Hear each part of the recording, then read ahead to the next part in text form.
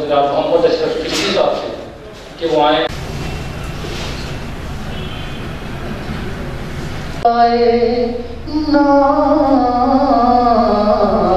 पाकिस्तान इसमें रहने वाले तमाम इकट्ठे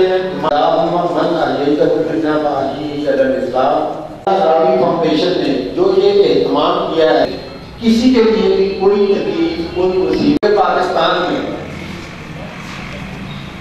हमें उन्हें दूर करने की तौफीक अता किया गया है, उन पर हमें साबित करने की तौफीक सल्लल्लाहु अलैहि वसल्लम की दुनिया में आमद पर खूनी तौर से या बेरूनी तौर से हावी होती जा रही जब से मेहमान हुए।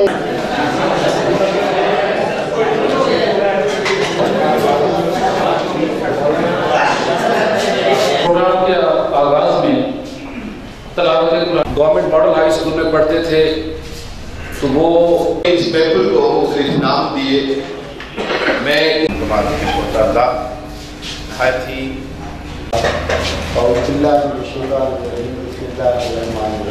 है और तफसीली खिताब से नवाजा है।